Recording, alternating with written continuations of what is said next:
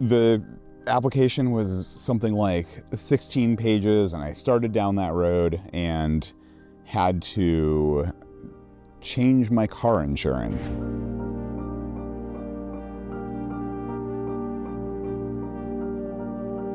I am a wedding and elopement photographer from Montana. I've been in business for about 11 years now. When I started my business, photographed in Glacier because it was easy, and same for the Tetons, and I was getting elopement inquiries for Yellowstone, but I was vaguely familiar with the commercial use authorization requirement.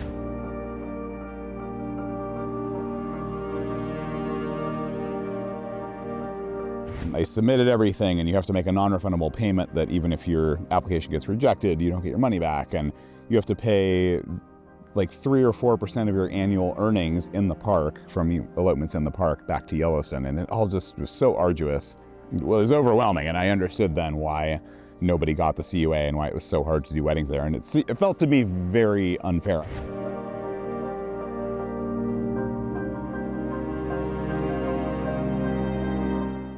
I didn't understand why we even needed the permit. There would just be a wedding couple and an officiant and me on the side of the road. If we weren't causing any damage to the environment, I couldn't understand why we had to pay so much extra money and go through all these permits. It felt like they were trying to suppress weddings.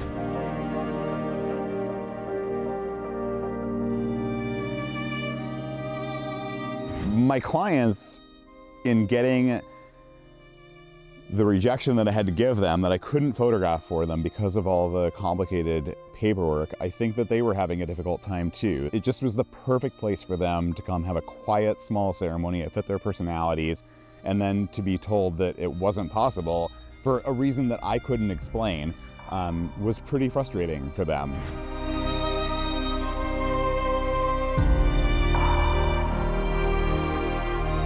I felt like I was losing a lot of business. These clients wanted this service and they couldn't get it. Despair is a strong word, but that's an easy place to be when you have to write back to somebody and say, I'm sorry, I can't take your money. The park's paperwork requirements were an unnecessary impediment to connecting my clients and me together to, again, do this ceremony in the park that doesn't bother anybody. Every year I would look at that application form and wonder if it was worth it.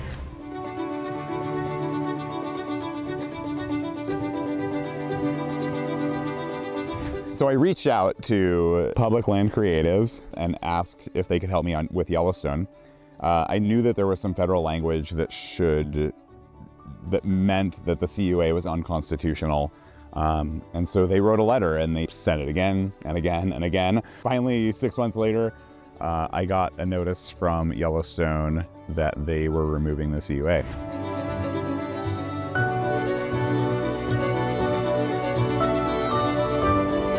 Now anybody can shoot in the park.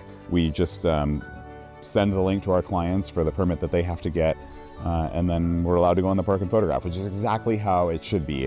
What PLC has done is going to make this a lot easier for all the couples around the country who want to come to the park, and honestly, don't understand why they shouldn't be able to get married there. If you're interested in joining the PLC and you have any interest in photographing on public lands, you owe it to yourself and to the people who have come before you to help contribute to keeping those public lands available and open to you in the future, because the PLC has done so much for so many of us.